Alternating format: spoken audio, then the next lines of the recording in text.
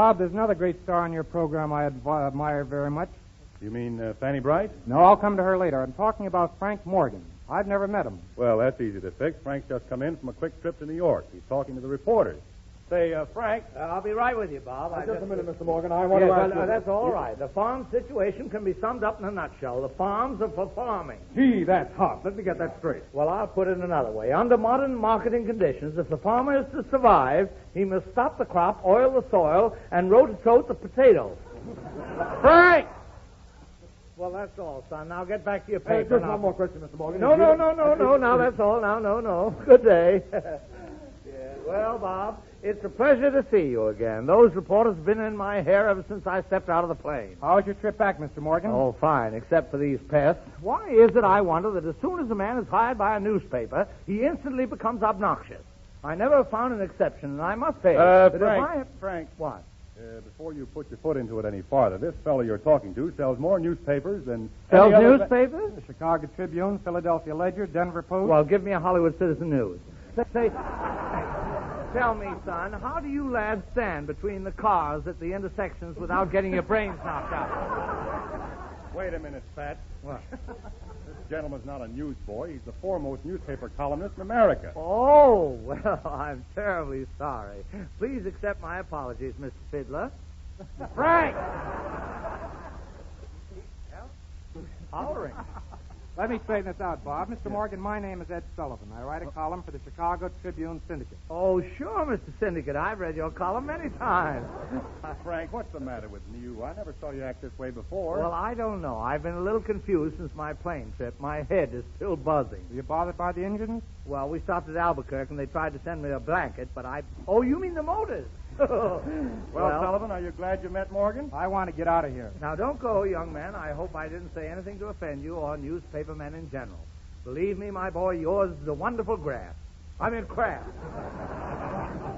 feel it coming. Mr. Morgan, don't tell me that you're an old newspaper man yourself. Well, I've had some little experience as a journalist, but I'd never tell a famous columnist like yourself about it. Now, wait a minute, Frank. You once handed me a line of guff about your journalistic career. Let's see if you can make it stick with Mr. Sullivan. You're acting very forward, young, for such a backward fellow. Well, I've been on papers all over the country, Frank. What paper were you on? Tell me, Mr. Sullivan, did you ever work on the old New York World in the days of its prime? Yes, sir.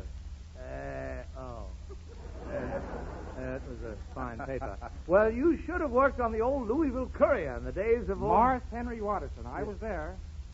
You were the Watterson. Newspapers, Tribune, Times, American Herald.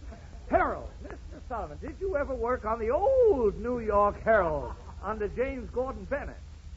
No. Ah, there was a newspaper. In those days, reporters were artists, and they lived like kings. I suppose you covered fires in a full-dress suit. Only if the alarm rang after 6 o'clock.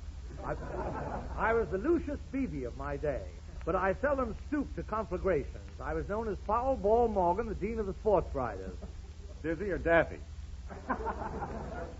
Sullivan, is it true your paper pays $2 for quips like that? If they're not too much like that. Let's hear some more of the sports stuff, Frank. I used to dabble in sports a bit. Oh, you dabbled in that, too.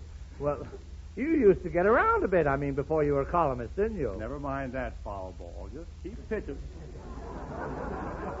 Well, I got my first big opportunity on account of a story I wrote about a baseball game. Mr. Sullivan, as a craftsman in words, you can appreciate it when I tell you this whole adventure hinged on a single sentence. I was sent up to Sing Sing prison. What was the sentence? 30 days. I didn't mean to say that. Go on, Frank. Well, I was sent up to Sing Sing to cover a prison ball game. And honestly, I wish you could have seen the story I wrote that day. It was a classic. I covered every detail of the convict's play, but unfortunately, I left out just one little thing. What did you leave out, Frank? Well, there was the prison break in the 5th inning and 400 or 500... From that colossal blunder, you got your first opportunity. Well, indirectly. My great adventure was soon to come. Mr. Sullivan, I'll tell you a story of journalistic enterprise that'll chill the blood of any man that ever peeped through a keyhole. And I do mean you. Big story, huh, Frank? Well, I should have won the Pulitzer Prize. Just the first 2 letters. P.U. Yes, well, I can't say no.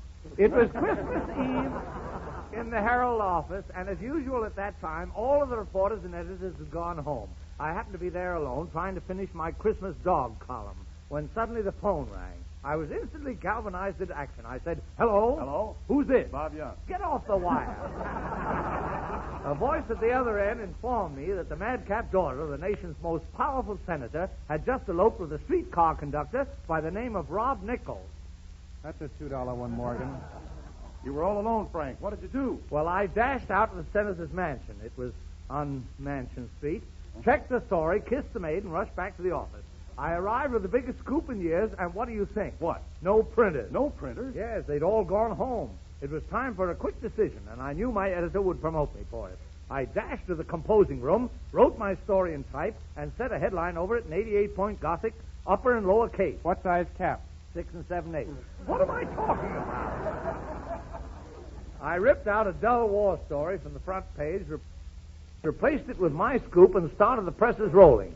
The sweat poured from my face as I ripped the finished copies from the rollers 1,000 at a time. Single-handed? Yes, sir. And not only that, but I folded them, bundled them, wired them, dumped them, and sold 1,000,000 copies myself before 2 a.m. Say, it must have been a great story. It was. It had romance and drama. Here was a wealthy girl, a senator's daughter, so much in love with a poor young fellow that she elopes with him, disguised in her father's clothes. Probably gave you a raise for that. What? I did. No, they fired me because they didn't like the headline I wrote. What was the headline, Frank? Fleas in senator's pants. Well, so long, fellas.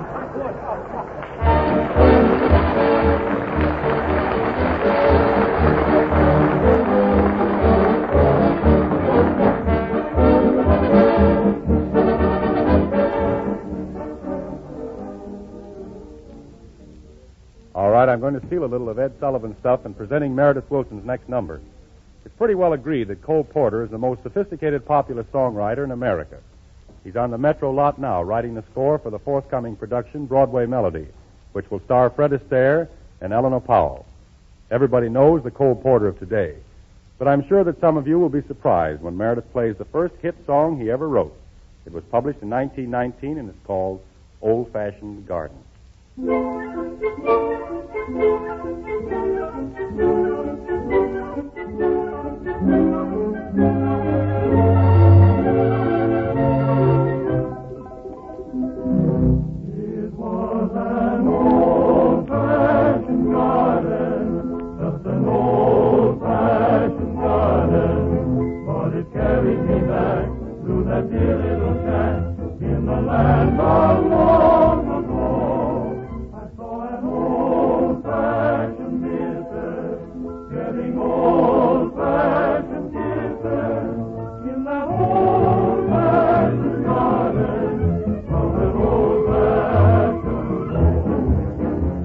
Cole Porter, 1939.